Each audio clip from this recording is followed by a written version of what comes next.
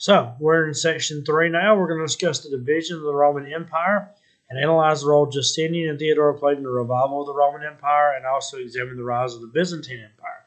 So again, we're going with the same first standard, 8.7.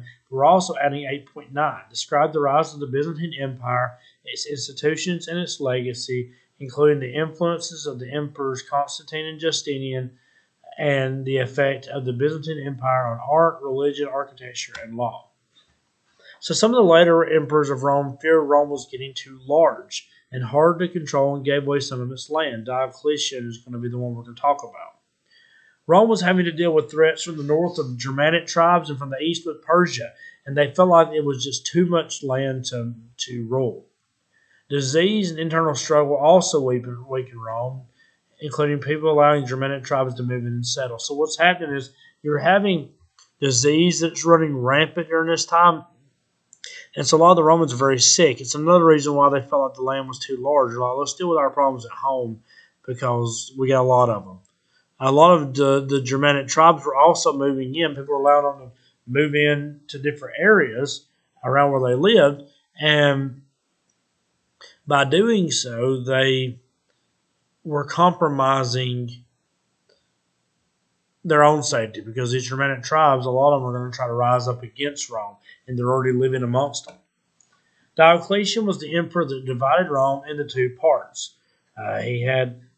Constantine had the capital moved to Turkey and was named Constantinople after himself. So Diocletian divides it in half. He really divides it into quarters, but he has like a main section here and main section here, the eastern and western empires, and then he divides that into two parts where it's basically 4 sections. And so this is going to divide Rome, and it's going to stay divided. When Constantine comes to power, he changes the capital to Turkey, names it Constantinople. This is in modern-day Istanbul in Turkey, and it would be Constantinople until the Muslims would come and take it from the Christians and change the name to Istanbul. So you see here, this is the division of the Roman Empire. You have Homogalerius at Thessalonica. That is one section. That's where Diocletian, who's in Byzantium, where he is at. The other part of the Eastern Empire, is going to be Galerius, and then Maximian is the other co-emperor that's going to take over on the western part of the Roman Empire.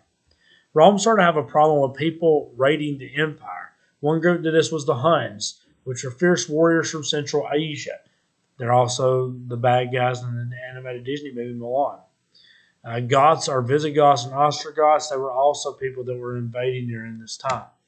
The Goths were victims of the Huns, and when the Goths couldn't defeat the Huns, they fled to Rome. When they get to Rome, they realized we can take over these people. The Romans feared the Goths would invade, so they paid them to leave them alone. The Romans thought, man, these dudes are tough. Let's just give them some money to leave us alone. It was the equivalent of, in the ancient world, giving someone your lunch money to not bother you. When the payments stopped, the Goths invaded, and in 410, they destroyed the city of Rome. So that's essentially what they were doing. The Gothic victory inspired other groups to invade Rome as well. The Huns, which, if the Goths are no match for the Huns, and the Romans are no match for the Goths, then the Huns are definitely stronger than the Romans. And so Attila, which was a fearsome Hun leader, Attila and the Huns attacked the eastern part of the empire. Rome needed strong leaders to attack these invaders, but they were weak. Military leaders took over Rome from the emperors because the emperors were weak. They couldn't do this. Conflict among the military leaders led to more division and allowed people to come in. And in 476, the last 4 invaders came in, overthrew the emperor. They named himself the King of Italy and led to the fall of the Western Roman Empire. And this is just a timeline. You can go look on the notes and look at this. The start of the Roman Empire to the fall of the Roman Empire. There were numerous factors in Rome's fall, including the size of the empire. It was hard to control, like Diocletian thought. Some people believe that social change also played a role. Some people blame Christianity and into the empire undermining Roman culture. Part of that was Nero. Nero it's believed when the city was burning, he blamed it on the Christians, and this led to more Christian persecution. Corruption is the decay of people's values. Corrupt officials used threats and bribery to achieve the goals they were trying to get while ignoring the Roman citizens. They were ignoring the Roman citizens and using bribery to get what they wanted. People moved out of Rome to the country, causing taxes to rise and prices to rise, also leaving it to slowly collapse. So what happens is you got these corrupt leaders that are doing things for them and not worrying about the citizens, and the people realize that, and because of it, they move out of Rome and they move out to the countryside where they're just going to go and live. Now, this is going to cause taxes to go up because the more people start living in the city, the more of the taxes you're having to pay, and the prices to rise on things, leaving it to a slow collapse. So let's talk about the reunification of the Roman Empire. You come to the point where Justinian, which was the ruler that wanted to reunite the old Roman Empire, comes to power.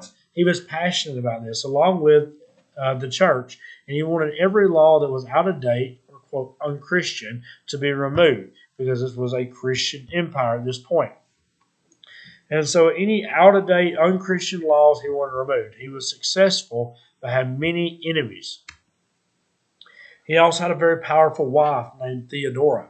She convinced him to stay and fight when he wanted to flee the people that was trying to drive him out of Constantinople. So the people were trying to run him out of Constantinople, and instead, she convinced him to stay.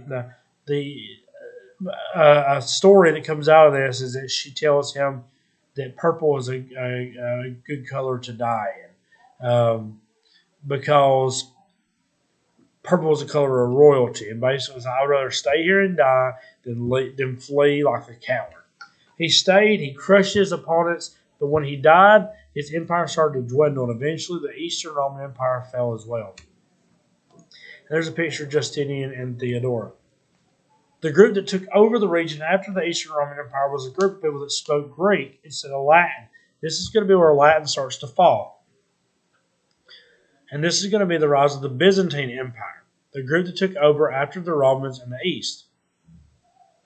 Now, Christianity was a big part of their beliefs with the nice churches that was built as evidence. They built big, nice, fancy churches. They would go on to cause a division in Christianity that would separate into Catholicism and the Eastern Orthodox Church. And so we're going to see a first split of Christianity before you get to the Protestant Reformation later on.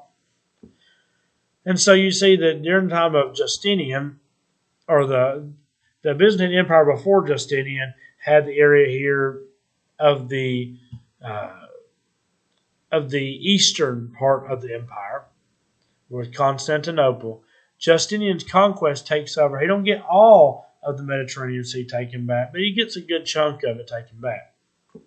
And so this is going to lead to the end of this section. So it kind of leads to the rise and fall of the Roman Empire with Justinian trying to reunite it. It doesn't really work out. The Byzantine Empire comes into power, and this is going to lead on into later Roman history.